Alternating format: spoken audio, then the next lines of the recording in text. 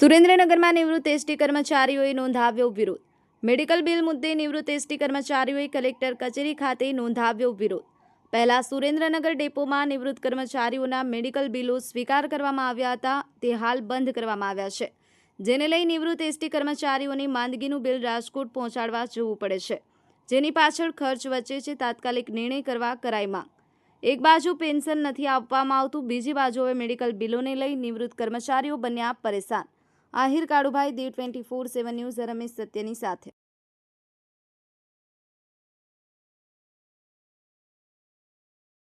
નિવૃત્ત કર્મચારી છે અને અમને કોઈ પેન્શન મળતું નથી. EPF 95 મુજબ 1000-1500 એવું મળે છે. ડૉક્ટર નિવૃત્ત સુરેન્દ્રનગર ડેપો.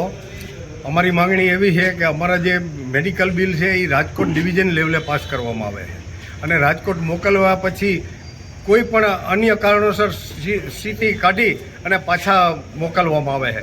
જે અહીંયા ટેબલ ઉપર બેસે છે એ એપ્રેન્ટિસો હોય છે, એને કોઈ ખબર હોતી નથી અને કોઈ જવાબદાર વ્યક્તિ હોતો નથી.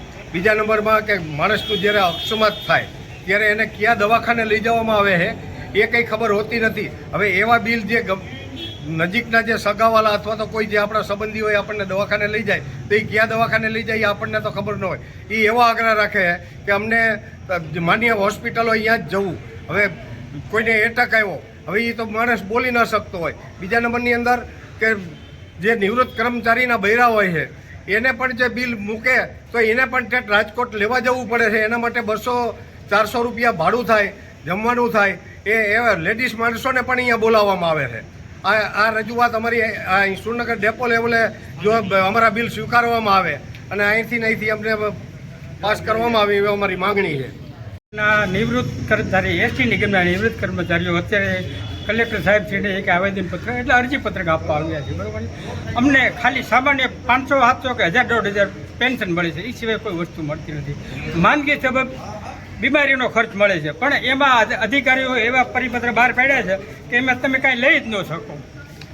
એ લોકોએ નક્કી કરી છે એ હોસ્પિટલમાં જવું, પણ માંદગી સમયે કાંઈ નક્કી જ ન હોય ક્યાં જવું, શું સારવાર હોય તો કાંઈ ખબર ન હોય. એટલે આ લોકો એવા બિલ પાસ નથી કરતા અને અમને હેરાન કરે છે.